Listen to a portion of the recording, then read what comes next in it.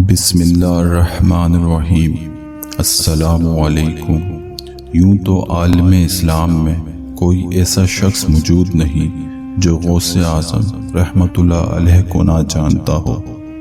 جب غوث اعظم رحمۃ اللہ علیہ اپنے پورے انوار و تجلیات کے مقام پر پہنچے اور بغداد شریف میں آپ کی شہرت عام ہوئی تو لاکھوں لوگ آپ کی مریدی میں آ گئے۔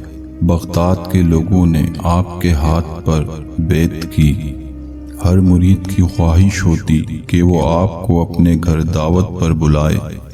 ہر مرید کی یہی چاہت ہوتی کہ اسے اس دعوت کا شرف ملے۔ جب حضور غوث اعظم رحمۃ اللہ علیہ نے یہ معاملہ دیکھا تو آپ نے اس مسئلے کا حل یہ نکالا۔ آپ نے اپنے مریدین سے کہا کہ میں ہر مریدین کے گھر دعوت پہ آؤں گا، بس میری ایک شرط ہے کہ میرے ساتھ دعوت پر میرا شیر بھی آئے گا، اور میرا شیر انسان کا خون پیے گا اور گوشت کھائے گا۔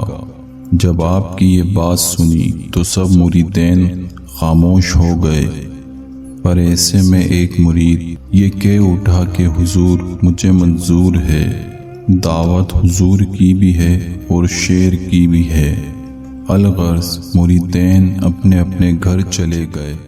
جس مرید نے غوث اعظم رحمۃ اللہ علیہ کی دعوت کی وہ بھی اپنے گھر پہنچ گیا اور سارا ماجرا اپنی بیوی کو بتا دیا۔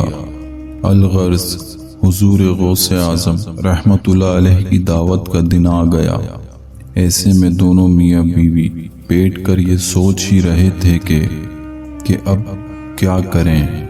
اتنے میں اس کا بیٹا مدرسے سے آ گیا اور مرید نے اپنے بیٹے کو آہ بھری نگاہ سے دیکھا، اور مرید نے پھر اپنے بیٹے کو ذبح کر دیا۔ جب غوث اعظم رحمۃ اللہ علیہ اپنے شیر کے ہمراہ مرید کے گھر پہنچے، مرید نے شیر کے آگے اپنے بیٹے کا گوشت رکھ دیا، اور جب غوث اعظم دسترخوان پہ بیٹھے اور مرید نے عرض کیا حضور کھانا عنایت فرمائیں۔ جب حضور آگے بڑھے تو غیب سے ندا آئی کہ عبدالقادر کیا تمہیں اس بات کا علم نہیں کہ دعوت میں اس مرید کا لبتے جگر نہیں؟ غوث پاک نے مرید سے اس کے بیٹے کے بارے میں پوچھا۔ پہلے مرید نے بہانے بنائے، پھر اس نے سارا ماجرا غوث اعظم رحمۃ اللہ علیہ کی سماعت کر دیا۔ غوث اعظم رحمۃ اللہ علیہ نے اپنے مرید کو حکم دیا، جا کے اس بچے کی تمام ہڈیاں ایک طرف جمع کر دو۔